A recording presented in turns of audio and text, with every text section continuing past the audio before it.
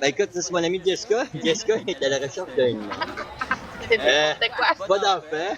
C'est quoi tes semaines? Non, on arrête ça là. On arrête ça là. Le monde de Tangerine.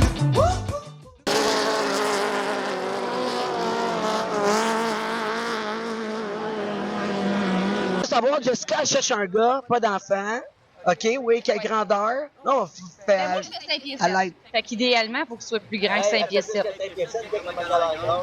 Oh, ma question, c'est-tu votre première fois au régat? Non. Les débuts de la vieille.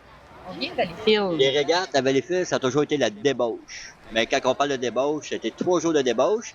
Mais à 43 ans, plus se permettre la débauche. Fait que c'est une journée de débauche, c'est le samedi. Courseur que tu veux voir? Andrew Tate. Andrew Tate. Andrew Tate. Regarde ça. Toi, c'est quoi ton chauffeur préféré? Je suis obligée de dire que c'est Éric Allard dans le 350 parce que c'est mon neveu. Mais je te dirais que celui que j'aurais le goût avec qui faire l'amour, ça serait Andrew Tate.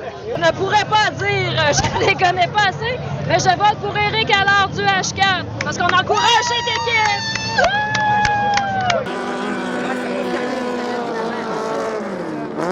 C'est pas votre première fois. Vous avez de l'air des régateurs. ouais. Ah ouais? À au moins 35 ans que je suis bien au régates. J'en ai 38. Est-ce que vous restez à Valleyfield? Oui, exactement. Ah ouais, puis là, il y a tout le temps des affaires spéciales qui se passent au régates. C'est quoi l'affaire la plus flyée que vous avez vue au régates de Valleyfield? Ben, cette année, là, un bateau qui prend feu, ça faisait longtemps qu'on n'avait pas vu ça.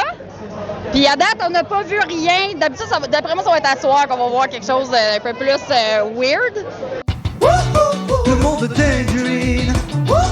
Le monde de Tangerine. Je suis avec une légende de Valleyfield. Je suis avec Eric. Vous l'avez tous vu sur Spotted Valleyfield. Eric, what's up? Ben ça va bien. On a une très belle journée aujourd'hui. On arrive à la fin de la journée. On a passé une très belle. On a eu des très belles courses aujourd'hui. Mais je vais bien.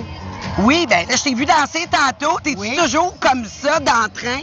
Je suis toujours comme ça. Oui, j'aime la musique qui est une chose très rassembleur. Je trouve que c'est la chose la plus émotionnelle qu'on peut avoir. Ça touche tellement de gens. Oui, ça fait 45 ans que je viens aux régates, année après année. C'est quoi tu préfères des régates, les courses ou les parties après? Je suis vraiment un fan de course. Oui, j'aime les bateaux. À Longue, on vient qu'on connaît les courseurs, qu'on connaît les bateaux, on sait qui a acheté quoi, de quelle fabrication qu'ils sont. Je suis un passionné de régates. J'aime les courses. Donc là, demain, c'est les finales. Oui. Tu me dis de regarder quelle course? Bien, en Formule 2500 ou en Formule 2.5, Ken Doody va être à surveiller. Sinon, en Hydro 350, il y a beaucoup de très bons Québécois. Mais ça, c'est la plus grosse catégorie, là. C'est la catégorie la plus forte. C'est pas les plus gros bateaux, mais c'est la catégorie où c'est très compétitif. Il y a beaucoup de pilotes, de très bons pilotes. Puis les bateaux aussi sont bons, sont très compétitifs. C'est une très bonne compétition. Oui, je suis ici avec Mathis Gabriel, un courseur. Explique-moi, qu'est-ce qui s'est passé aujourd'hui? Première course, on a eu bien de la misère. Le bateau n'était peut-être pas setupé exactement comme qu'on aurait dû le mettre. Fait que dans le fond, j'ai fait 2 crochets.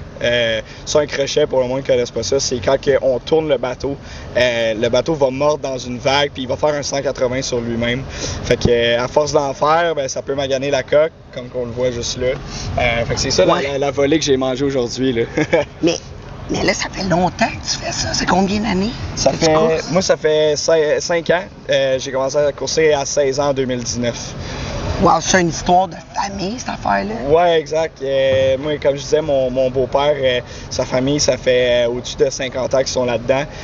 Lui, ça fait 30 ans qu'il chauffe. Il a tout gagné. Les régates de Valleyfield, ici, il les a gagnés 10 fois. Puis là, il vise une 11e fois cette année, là. Explique-moi comment ça marche quand tu gagnes les régates. Tu gagnes-tu un montant d'argent? On a du tour money qu'on appelle. Ça, c'est un montant que la HRL nous fournit pour nos déplacements de la fin de semaine.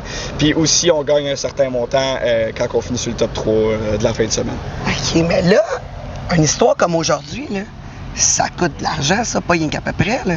Ouais, ben c'est sûr que tout dépendant des dommages que tu as, ça peut coûter cher. Là. Si on est chanceux, on peut continuer à courser avec ça. Ça va être du fine-tuning, des petites réparations de body à faire rendu au garage. Mais écoute, moi, si c'est juste ça les problèmes, là, j'ai pas de trouble avec ça. On va s'arranger avec ça plus tard.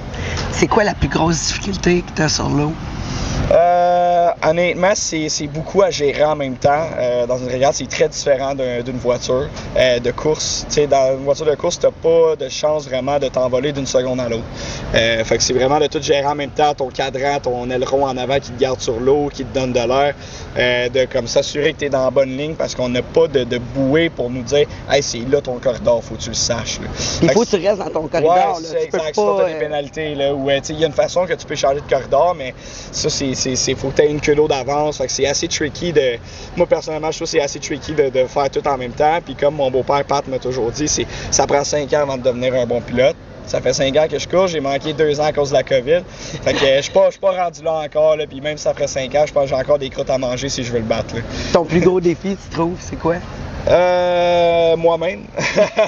Honnêtement, je suis assez difficile avec moi-même. Fait que quand je connais des erreurs ou que qu'il y a une fin de semaine un peu plus difficile, là, je m'en mets beaucoup sur les épaules puis je m'en veux pas mal quand il y a des affaires qui arrivent. Des fois, c'est pas tout le temps de ma faute.